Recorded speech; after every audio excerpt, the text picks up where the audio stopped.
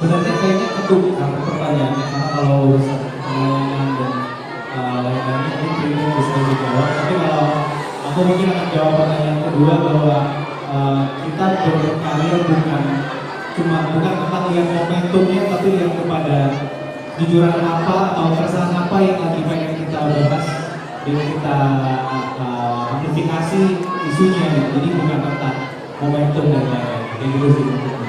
Baik, terima kasih. Prilly, silakan sebagai produser dan sebagai aktor. Oke, setiap film itu pasti punya strategi penayangan yang beda-beda, tergantung genre dan digital platformnya, dan tergantung juga pasarnya gitu. Kemarin ketika berhenti di jarak 4 bulan karena waktu itu adalah waktu penayangan di digital platform adalah waktu yang menurut kita paling pas untuk tayang di saat itu. Itu karena ada diskusi internal kami di marketing. Nah, nanti di tahun depan kita akan melihat bagaimana filmnya udah jadi, terus marketnya akan seperti apa, dan itu akan menentukan tanggal tayang di bioskop, akan menentukan tanggal tayang di digital platform. Jadi itu semua nanti tergantung bagaimana kita melakukan marketing di tahun ini. Nah, saya tambahin pertanyaan kedua. Saya sebagai produser itu percaya perempuan dan laki-laki adalah equal, kita sama gitu. Jadi walaupun kayaknya film-film yang box office itu menunjukkan isu-isu perempuan, tapi menurut saya isu-isu laki-laki juga tidak kalah pentingnya gitu. Makanya kita ada film Perayaan Mati Rasa yang nanti ceritanya juga lebih mengedepankan tokoh laki-laki. Boleh sekali saja aku menangis, menurut saya karakter saya dan Dika punya konflik yang juga sama-sama penting gitu. Jadi kita nggak memilih, oke, karena mungkin perempuan di Indonesia lebih banyak dan kayaknya perempuan akan lebih datang ke bioskop, ya udah semua konflik perempuan aja. Saya sebagai produser nggak mau kayak gitu. Jadi isu yang diangkat tuh nggak mementingkan gender, tapi lebih mementingkan isu apa sih yang pengen kita tekankan. Misalnya isu pertama, atau misalnya isu pendidikan, atau misalnya isu kesehatan mental. Jadi lebih ke situ, nggak mementingkan gender apa yang harus menjadi di depan. Karena menurut saya setiap karakter itu penting, mau laki-laki atau perempuan. Jujur kita nggak akan mengunggulkan salah satu film gitu, karena dalam berkarya itu semuanya pengen keunggulan gitu. Apalagi mungkin kita tunggu penontonnya judul Nggak boleh ini Pak.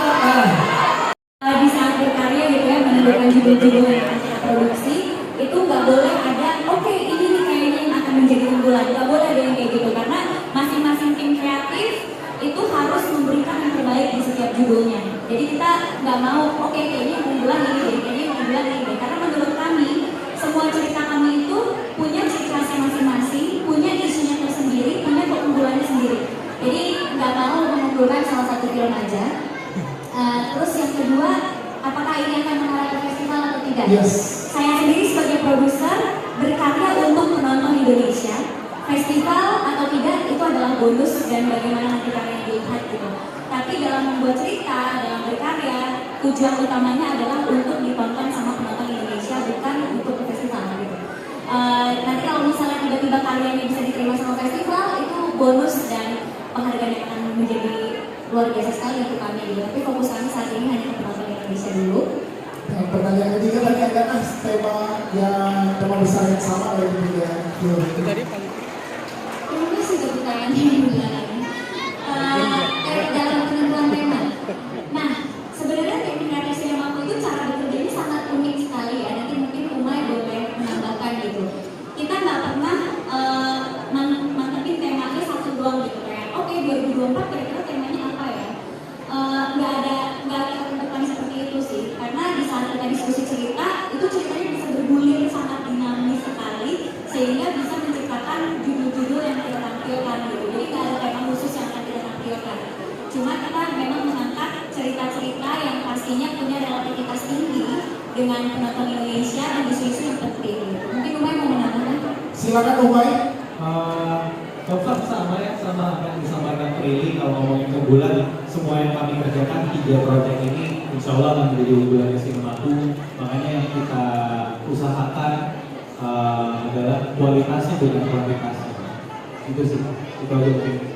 Dari kami selalu yang kayak tadi saya bilang bahwa gak akan menutup kemungkinan ide atau isu apapun sih ketika kami merasa bahwa teknologi adalah hal yang buat kami resah ya, atau bahas itu tidak, tapi bukan gak mungkin suatu saat nanti kita akan membahas teknologi dari sisi Jadi kemungkinannya akan selalu ada. Akan selalu ada ya pengembangan diri di ceritanya ya. Siap, terima kasih Pak Iqbal. Apa yang berikutnya? Saya mau membantu dengan yang sedikit tadi apakah akan ada teknologi baru yang mungkin akan dijadikan tema atau akan diangkat di film sinema itu. Kalau saya percayanya sebuah karya baik itu karya yang bisa merefleksikan waktu kapan saat si karya itu tuh dibuatnya gitu. Jadi kalau sebenarnya hari ini kita ngomongin tentang hari ini, kita nggak bisa dipikiri kalau teknologi-teknologi itu, Internet of Things, dan semua hal-hal yang terkesan sangat rapid itu karena mau nggak mau semuanya sudah sangat menempel gitu dengan kehidupan kita sehari-hari. Jadi itu bukan sesuatu yang harus dihindari, bukan sesuatu yang harus ditakuti, tapi justru bisa jadi sesuatu yang malah dikedepankan atau diincrease gitu untuk dibahas. Untuk menjawab pertanyaan yang buat saya tadi, apakah menjadi produser itu seperti saudara? Jawabannya, saya suka mengatakan diri sendiri, saya suka mencoba hal baru, itu tidak menutup kemungkinan untuk punya jawaban iya saya mau lagi. Tapi yang bisa saya kedepankan adalah ini satu juga belum jadi.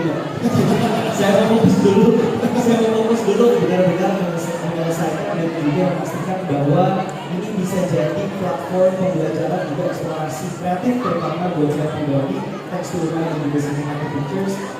Kalau pengen jadi terapan enggak, lagi-lagi dari jawaban saya mau menyelesaikan dulu. Mungkin one day, maybe yes, maybe no. Walaupun mukanya Dita, belum kelar. Walaupun mukanya Dita lebih muda daripada gua. Iya. Oke, ke setiap pemain ya. Dari Brian dulu, Brian. Tantangannya apa lagi untuk seorang Brian di film Temurun ini? Main sama sumuran ya? Main sama yang seumuran, di direct sama juga yang seumuran. Sebenarnya udah pernah juga sama gue Mbak. Maksudnya apa? Kamu main sama aku emang gak Kita suka? sumuran gak jauh beda. Yang ada bedanya juga sih kan tergantung. Yang aku tau ini klise banget tapi age is just a number. Ya terkadang ada yang dewasa tapi cara mendidik childish. Tapi ini sejauh ini yang bikin mudah-mudahan lebih profesional dari beberapa orang yang saya pernah kerja bareng. Oke, itu dari Brian ya. Yes. Siap, terima kasih Brian. Kalau ya, San? Di transfer ya Mbak. Produser bagian apanya? Ya Samin, silakan. Kalau ya Samin gimana rasanya bekerja sama, lingkungannya, makanan muda yang semangat dan visi-visi yang sangat luar biasa? Justru kalau dari aku tantangannya bukan karena umur yang malah itu yang bikin jadi lebih dekat ya harusnya gitu. Tantangannya lebih ke ini umur kita nggak beda jauh, tapi they all really inspire me. Jadi itu lebih pressure diri aku lagi gimana aku bisa keep up their work karena aku mewakili dari Temurun, kita yang udah mulai proses reading. Aku melihat banget Inara walaupun kayak masih muda tapi she's really professional. Dia tahu apa yang dia mau dan pada saat proses reading menyenangkan dan aku yakin nggak hanya Inara tapi semua proyek di sinemaku walaupun janji semua tapi harusnya lebih fresh dan semoga bisa menginspirasi semuanya sih. Oke. Pada saat lalu. Siap. Ini juga yang membuat seorang Inara juga yakin ada project ini karena sebelumnya juga di Astra kan udah di production designer gitu ya untuk Inara sendiri ya. Jadi lebih mudah juga untuk beradaptasi dengan jajaran cast juga ya. Siap. Mas Reka sama Mas Dika tuh aman ya, karena sama Mas Reka kita udah pernah syuting bareng sampai ke luar negeri bareng, tulis dialognya bareng. Jadi waktu syuting sama Mas Reka tuh pengalamannya kita udah ganti dialog apa, jadi sebenarnya nggak ada sesuatu yang menurut aku susah gitu, semuanya fun. Cuma tantangan di film ini itu satu ya, aku harus pakai behel. Jadi itu benar-benar bingung banget sih prosesnya gitu. Yang dibocorin aja yang tadi fotonya udah ada juga. Sampai panggil dokter, konsul gigi, gimana caranya aku pasang behel permanen gitu, karena syuting film tuh kalau behelnya bohongan kelihatan kan, nggak bisa dibohongin gitu. Jadi gimana caranya aku pasang behel permanen tapi tidak merusak gigi aku, dan gimana caranya aku dialog artikulasinya tetap jelas tapi menggunakan behel permanen gitu. Aku nggak punya pengalaman sama sekali pakai behel, dari kecil giginya udah kayak gini, kecil-kecil juga, jadi pas pakai behel tuh harus belajar juga bagaimana dialog menggunakan itu. Terus make up-nya lebih lama lagi karena ada make up efek jerawat dan semuanya. Terus harus, dan karena penampilannya beda, otomatis emosi-emosi yang dirasakan juga jauh lebih beda dari karakter-karakter sebelumnya gitu. Jadi aku harus banyak menggali lagi, banyak belajar lagi gitu. Oke, siap. Ini kalau Dita gimana Dita tantangannya? Tantangannya seperti dokter giginya pergi. Lucu terus ya, Mai. Lucu terus kita, Mai. Lucu lagi nih. Lucu lagi. Udah lumayan. Tantangannya kalau sama Umay, Prilly dan lain-lain semua jadi tantangan sih biasanya. Maksudnya karena setiap hari ditantang terus ditelepon terus gitu. Tapi ini jadi sesuatu yang menarik sih. Kita kerja sama orang-orang yang umur di atas saya. Dan, Saya Salah. Balik. Emang orang ganteng gak usah ngejokes mas. Cukup ganteng aja. Saya gak ada kerjaan ntar. siap. Terima kasih, Dika. Kalau Iqbal, gimana Iqbal? Tantangannya di direct sama Umay. Kan harus profesional. Di set, ya harus sebagai pemain. Iya. Dan Umay sebagai sutradaranya.